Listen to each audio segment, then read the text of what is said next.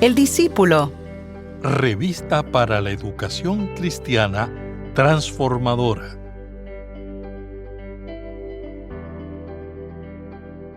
Hay momentos en que la fe se nos vuelve rutina. Repetimos gestos, palabras, costumbres y sin darnos cuenta perdemos el asombro. Pero el Señor, con paciencia, vuelve a colocarnos frente a lo esencial. El agua, que nos recuerda su gracia, y la mesa, que nos vuelve a reunir como un solo cuerpo. Hoy miramos el bautismo y la comunión no como asuntos para discutir, sino como señales que hablan de toda la iglesia, de un Dios que toma la iniciativa, de una comunidad que aprende a discernirse y de una vida cristiana que se sostiene en la gracia recibida y en el aliento compartido.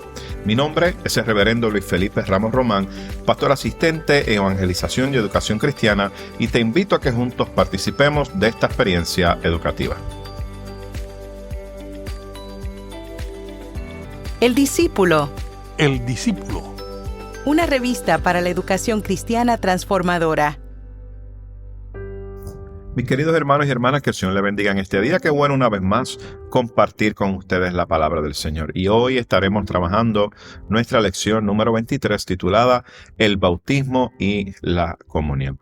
Y el texto bíblico para este día se encuentra en Mateo, el capítulo 3, los versículos 13 al 17, versículos 19 al 20 del capítulo 28 de Mateo y Primera de Corintios, capítulo 11, los versículos 23 al 29. Y el texto áureo para este día se encuentra en Mateo 28, los versículos 19 al 20, que lee de la siguiente manera. Por tanto, id y haced discípulos a todas las naciones, bautizándolos en el nombre del Padre, del Hijo y del Espíritu Santo, y enseñándoles que guarden todas las cosas que os he mandado. Y yo estoy con vosotros todos los días hasta el fin del mundo. Y en el día de hoy queremos cubrir los siguientes objetivos. El primero es examinar y aclarar la relación entre el bautismo y la comunión. Número 2, añadirle sentido tanto al bautismo como a la comunión. Número 3, señalar que el bautismo es válido para toda la vida y mostrar la importancia de esto. Y número 4, preparar el camino para las próximas lecciones que tratan acerca del trabajo y de la mayordomía. Y el vocabulario para este día y en los pasajes que tenemos para esta lección no tenemos palabras difíciles, ¿verdad?, que necesiten una explicación mayor. Estamos hablando del río Jordán, que se menciona en el capítulo 13 de Mateo, y sabemos que el río Jordán corre, ¿verdad?, del norte al sur, a lo largo de toda Palestina. En aquella época marcaba el lindero oriental de Galilea, y cerca de Nazaret, al salir del mar de Galilea, el Jordán corría hacia el sur hasta desembocar en el Mar Muerto, lo que se traduce como las naciones en Mateo 28:20. También puede entenderse como los gentiles.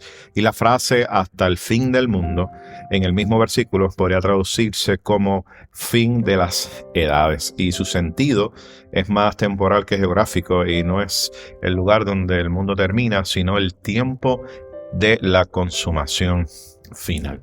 Y les invito a que podamos ir a nuestras Biblias y darle lectura a la base que estaremos utilizando en el día de hoy. Vamos a leer Mateo capítulo 3, versículos 13 al 17, el capítulo 28 de Mateo también, versículos 19 y 20, y Primera de Corintios, capítulo 11, los versículos 23 y al 29. Y estaremos dando lectura a la versión Reina Valera revisada del 1995, y la leemos en el nombre del Padre, del Hijo y del Espíritu Santo. Amén. Entonces Jesús vino de Galilea al Jordán, donde estaba Juan, para ser bautizado por él. Pero Juan se lo oponía diciendo: yo necesito ser bautizado por ti, ¿y tú acudes a mí? Jesús les respondió: permítelo ahora, porque así conviene que cumplamos toda justicia.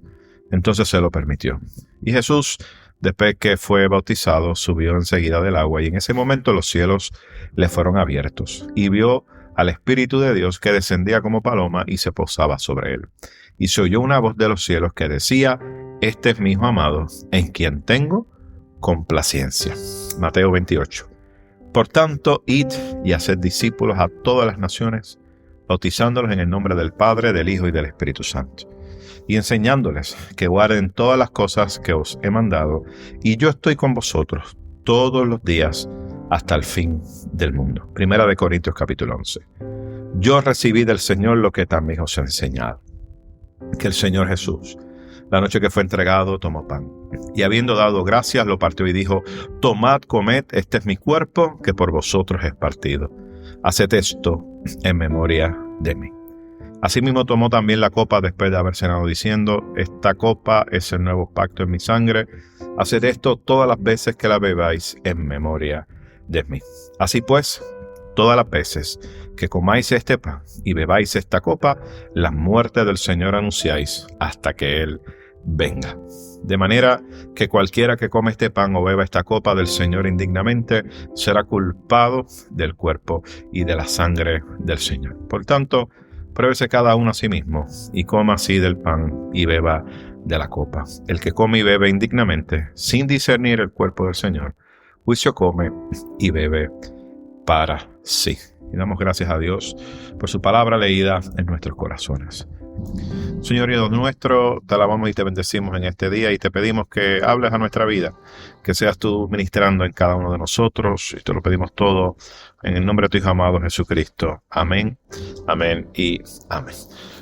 Bueno, mis amados hermanos, el título de esta lección, que es Bautismo y la Comunión, sabemos que va o abarca, ¿verdad?, mucho más de lo que podríamos discutir en una sola lección.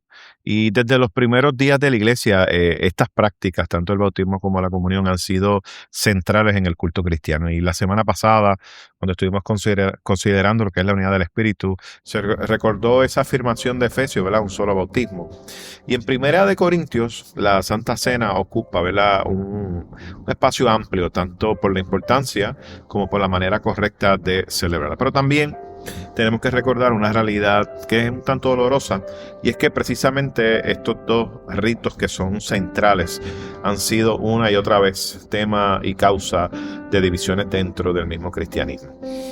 Por eso hoy no pretendemos, ¿verdad?, o ni siquiera vamos a intentar recorrer todas las controversias ni presentar tantas y tantas opiniones que hay. Queremos simplemente explorar, ¿verdad? Simplemente explorar lo que estas acciones que algunas personas le pueden llamar sacramentos, otros le pueden llamar ordenanzas, ritos o ceremonias, nos dicen en común acerca de la vida cristiana personal y también de manera comunitaria. Y vamos a prestar mucha atención sobre todo a los elementos que con mucha frecuencia se nos olvidan, y es cómo pueden ayudarnos, ¿verdad?, a recuperar ese sentido y profundidad. La clase de hoy obviamente nos coloca ante tres textos bíblicos, ¿verdad?, que nos permiten de alguna otra manera mirar lo que es el bautismo y la comunión, no como unas prácticas aisladas, sino, ¿verdad?, como unas acciones que hablan de identidad, hablan de pertenencia, nos hablan de misión y también de una vida compartida. Pero vayamos al capítulo 3 de Mateo, versículos 13 al 17, donde nos habla del bautismo de Jesús y lo que suele pasarse por alto. Miren, el relato del bautismo de Jesús es tan conocido que, ¿verdad?, como sabemos, ¿verdad?, quizá no hace falta desmenuzarlo, ¿verdad?, palabra por palabra. Sin embargo, precisamente por esa familiaridad que tenemos, corremos en ocasiones el riesgo de quedarnos con lo que es obvio y perder lo que realmente, vamos a decirlo así, ilumina ese significado. Y el primer punto que se destaca es uno histórico y es práctico. Número 1, nos habla del bautismo de Juan y cómo este se relaciona con las prácticas conocidas dentro del judaísmo, particularmente cuando hablamos del bautismo de prosélito. Y aquí hay unas diferencias, ¿verdad?, que son importantes. En el caso de los prosélitos, que son que gentiles que desean entrar al judaísmo, se convertía en lo que es un baño ritual, donde normalmente no era realizado por otra persona, sino que la persona, el mismo prosélito, entraba al agua por sí sola y en presencia de unos testigos que estaban allí. Cuando éste se bañaba, certificaban que él mismo se había bautizado. Además, ese rito no solía realizarse en un río. Se acostumbraba a hacer en piscinas o en unas albercas, ¿verdad?, que estaban allí destinadas, ¿verdad?, para purificaciones que habían en Jerusalén, habían en los alrededores de Jerusalén y en otros lugares. ¿Por qué es importante esta observación? Bueno, es importante porque nos subraya lo que es el carácter particular del bautismo de Juan, que no es solamente un baño ritual tradicional, sino que es una acción que ocurre en el Jordán, ¿verdad? En un contexto de proclamación y llamado, y en la que Juan participa activamente como quien administra el bautismo. Y esto le da a la escena, ¿verdad?, un peso público y comunitario. No es un acto privado de piedad, es una señal visible en ese marco del anuncio de Dios. Y el segundo punto entra en el terreno de la reflexión de los cristianos antiguos. Y era una pregunta, y esa pregunta era la siguiente: ¿por qué Jesús se hizo bautizar? Y aparece, ¿verdad?, dentro de la lección, dentro del texto bíblico, esa negación de Juan, esa renuencia de querer bautizar. Y el material en la lección, ¿verdad?, rescata esa pregunta antigua que se atribuye a Ignacio de Antioquía, ¿verdad?, donde Jesús fue bautizado a fin de purificar el agua. Y esa afirmación no está intentando explicar el bautismo de Jesús como si él necesitara limpieza, sino interpretarlo dentro de una visión teológica mucho más amplia, donde Dios se encarna para purificar el mundo con su presencia, y al entrar en el agua, el Señor se relaciona con lo creado de modo tal que el agua misma queda asociada a un poder purificador. Me encanta mucho esto. Y aquí se abre una línea de pensamiento que conecta con el resto de la lección. Y es que el bautismo no se reduce a una declaración humana, ni a un gesto meramente bíblico, sino que atiende como una acción en la cual Dios toma la iniciativa y obra de manera determinada. Aun cuando nuestra tradición, ¿verdad?, habla acerca de sacramentos de ordenanza, ¿verdad?, así como nos menciona la lección, en esta imagen antigua, ¿verdad?, recae en la acción de Dios que se acerca. Esa acción de Dios que toca, que purifica y que hace posible una nueva realidad. En otras palabras, que hace posible una nueva vida. Y me encanta mucho esto cuando hablamos del bautismo. Ahora bien, Mateo 28, saltamos a Mateo 28, versículo 19 al 20, nos hablan acerca de la Gran Comisión, el por tanto y ese fundamento de la Gran Comisión. La lección aquí se detiene con mucha atención, ¿verdad?, en un detalle textual, y es la frase por tanto. Y a primera vista parece una simple, ¿verdad?, transición, pero como enseña la palabra, ¿verdad?, el por tanto exige que tengamos un contexto. ¿Y qué es lo que antecede a esta expresión? Y lo que antecede, según lo que aparece en el texto, es que Jesucristo ha recibido toda potestad en el cielo y en la tierra. Y eso es lo que antecede a esta expresión, el por tanto. En otras palabras, la comisión no se apoya en nuestra capacidad, ni en la fuerza de la iglesia, ni en la urgencia del mundo, sino en una realidad previa, y es que Cristo ya es Señor. Y en eso es que se basa. Esa es la realidad. Cristo ya es Señor. Y esto produce ciertamente una corrección en la manera en que nosotros debemos ver las cosas.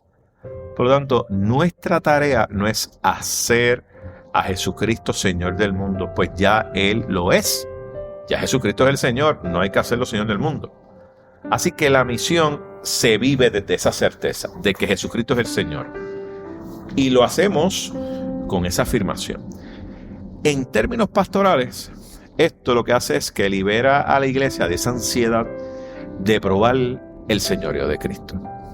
Y la mueve entonces a otra dimensión, y es a obedecer a Dios con toda la confianza. Esa obediencia, ¿verdad?, que nace de ese reconocimiento, de esa autoridad, y no del deseo de establecerla. Es reconocer esa autoridad en nosotros, y porque el Señor está. Y luego entonces vemos que hay tres dimensiones, ¿verdad? Y nos habla de la tarea, ¿verdad?, de tres dimensiones. Número 1, el hacer discípulos, la primera dimensión. Segundo, bautizarlos, y es lo que nos dice el texto, ¿verdad? Esa es la segunda dimensión. Y la tercera dimensión es enseñarle a guardar lo que Jesús manda. Y aquí el énfasis recae en el bautismo. Pero obviamente, el énfasis recae en el bautismo por la lección que tenemos hoy, ¿verdad? Pero no separado de la formación. Me explico. El bautismo se ubica dentro de un proceso discipular y de una misión que se multiplica. En otras palabras, discípulos que sigan la misma comisión. Los discípulos que formen discípulos. Y aquí el material nos subraya el sentido de la expresión en el nombre. Y se explica que en la antigüedad el nombre no era solo, ¿verdad?, un sonido para identificar a algo, sino que se asociaba con la persona misma, ¿verdad?, con su poder, con su autoridad. En otras palabras, que cuando se hablaba del Señor Jesús, es que estaba ahí con nosotros. Y esto nos permite comprender por qué utilizamos esta expresión o esta fórmula, ¿verdad?, cuando bautizamos, ¿verdad?, donde decimos un solo nombre, ¿verdad?, porque es un solo Dios, Padre, Hijo y Espíritu Santo. Por eso es que bautizamos, ¿verdad?, en el nombre del Padre, del Hijo y del Espíritu Santo. Esa es la fórmula que normalmente utilizamos.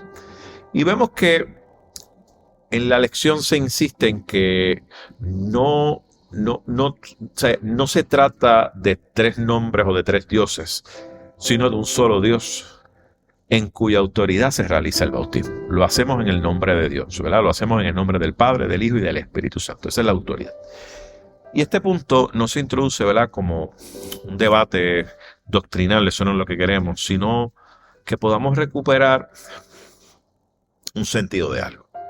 Y es que ser bautizado en el nombre no es una formalidad, es ser situado bajo la autoridad y la realidad de Dios mismo.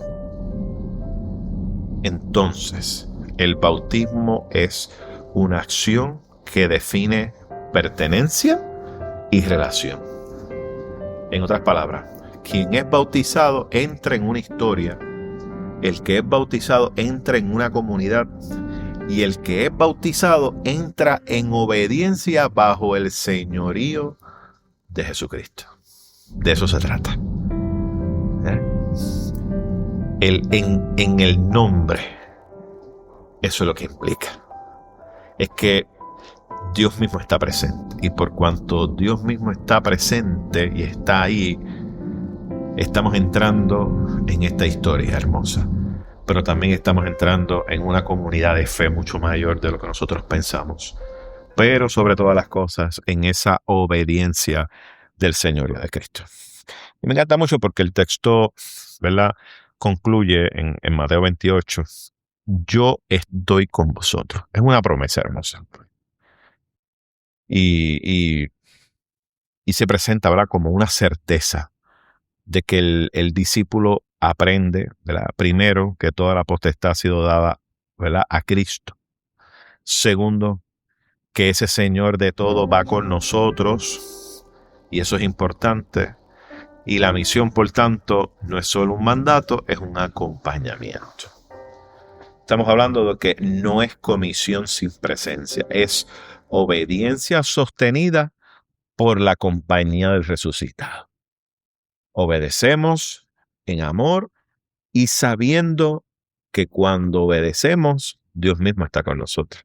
Él es quien nos acompaña. Por eso cuando hablamos en el nombre de Jesús es porque Jesús está con nosotros. Su Espíritu está en nosotros a través de su Espíritu Santo. Qué hermoso eso, ¿verdad? Entonces, 1 Corintios, capítulo 11, los versículos 23 al 29 nos hablan de la comunión, nos hablan de memoria y de discernimiento, ¿verdad?, del cuerpo.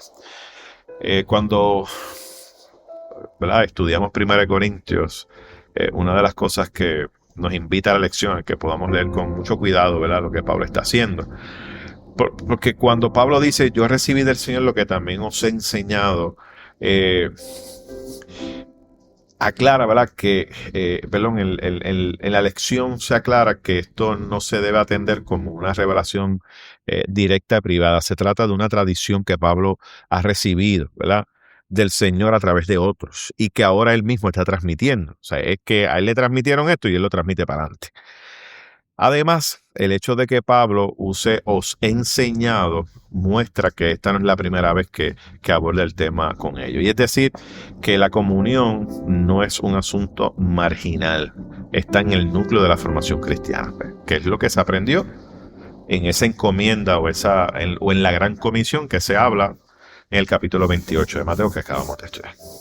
Así que estamos hablando de una formación central cristiana donde se habla esto y que ciertamente constantemente se requiere una orientación continua. Y entonces se reconoce, ¿verdad?, en el texto esta expresión: esto es mi cuerpo. Históricamente esta expresión, esto es mi cuerpo, ha sido causa, ¿verdad?, de mucha división, ¿verdad?, porque hay interpretaciones literales. Algunas tradiciones cristianas piensan que el pan viene a ser el cuerpo mismo, o sea, que se transforma como el cuerpo mismo del Señor. Y hasta tenemos interpretaciones, ¿verdad?, donde el pan es solo un símbolo recordatorio. Y entre ambos extremos, ¿verdad?, hay una gama amplia, que usted no tiene idea, de diferentes posturas. Sin embargo, y esto es crucial para el enfoque de la lección, el punto aquí, ¿verdad?, obviamente no es resolver esas diferencias, ¿verdad?, aquí en este espacio, porque no es lo que buscamos. Más bien deseamos, ¿verdad?, que podamos hacer énfasis en la expresión haced esto en memoria de mí. Y la lección sugiere, ¿verdad?, que el esto, haced esto, el esto, puede referirse no solo al acto comunitario de partir el pan, sino también a lo que Jesús hizo al ofrecer su cuerpo para ser partido. Si esto es así, entonces la comunión no sería solo un rito que nosotros vamos a recordar, sino una forma de vida que imitemos. No solo compartimos pan, nos ofrecemos nosotros también el sacrificio. Nos ofrecemos al ministerio. Nos ofrecemos al Dios de la vida. Nos ofrecemos como ofrenda viva, ¿verdad?, agradable a nuestro Señor. Y la memoria obviamente se vuelve configuración, ¿verdad? Recordar a Cristo implica que hay una disposición concreta, sincera, de entrega. Y luego entonces llegan los versículos 27 y 29 que tradicionalmente están asociados a la dignidad personal o a la comprensión doctrinal adecuada, y el material reconoce que comúnmente se interpreta como juicio para quien participa sin entender, debido o sin arrepentimiento suficiente. Pero aquí la lección hace un giro, ¿verdad?, hermenéutico principal, y al leerlo obviamente en el contexto del comportamiento escandaloso en Corintio, donde uno prácticamente se saciaban, ¿verdad?, al extremo, y otros quedaban hambrientos, se revela, ¿verdad?, que no discernir el cuerpo del Señor no se refiere primero a una teoría sobre la presencia de Cristo en el pan, sino a no tomar en serio la comunidad cristiana, o sea, la iglesia, como cuerpo de Cristo. Y en otras palabras, la falta no es solo personal, sino doctrinal, no es solo personal ni solo doctrinal, es comunitaria. Y hacer, ¿verdad?, divisiones de rango dentro de la iglesia es no discernir el cuerpo de Cristo. Y por eso participar indignamente no es simplemente participar con una idea equivocada, sino participar negando con la práctica lo que se proclama con el rito, que somos un solo cuerpo. O sea, que lo que nosotros proclamamos sea lo que vivamos. Si lo que yo proclamo no es consono con lo que yo vivo, pues entonces al participar del pan, ciertamente tenemos que examinarnos, porque podemos estar participando indignamente. Y este énfasis, ¿verdad?, encaja con la tesis general de esta lección, que es recuperar esos elementos olvidados del bautismo y la comunión, para que nos ayude, ¿verdad?, a quizás subsanar esas divisiones. no solo las divisiones históricas entre tradiciones, sino las divisiones reales dentro de la comunidad local. Los desprecios, tantas fragmentaciones, desigualdades, distancias que se toleran mientras se celebra una mesa que proclama unidad. Y aunque buena parte, ¿verdad?, de esta lección, ¿verdad?, hemos estado, ¿verdad?, estudiando todo esto, es importante, sobre todas las cosas, a manera de aplicación, a que miremos de nuevo lo que es el bautismo y la comunión desde diferentes ángulos que a veces se nos escapan y que nos pueden enriquecer tanto si las miramos desde otra perspectiva. Primero, obviamente, entender que ciertamente el bautismo y celebrar la comunión no es solo cumplir con un rito, es volver a la gracia que el Señor nos insertó y que nos comprometemos con esa unidad real del cuerpo que el Señor ciertamente alimenta todos los días. ¿Qué les parece si tenemos una oración final? Señor, te damos gracias porque nuestro bautismo nos uniste a ti de manera permanente y nos hiciste miembros de tu cuerpo. Gracias porque vez tras vez nos nutres en la comunión, como esa savia que nutre al injerto la sangre nutre cada miembro nuestro. Ayúdanos a recordar constantemente que somos bautizados y que gracias a ese bautismo somos parte de este cuerpo tuyo que se reúne periódicamente para compartir la cena que tú estableciste. Te lo pedimos todo en el nombre de tu Hijo amado Jesucristo. Amén, amén y amén. Mis queridos hermanos, que el Señor les bendiga y esperamos estar con ustedes la próxima semana.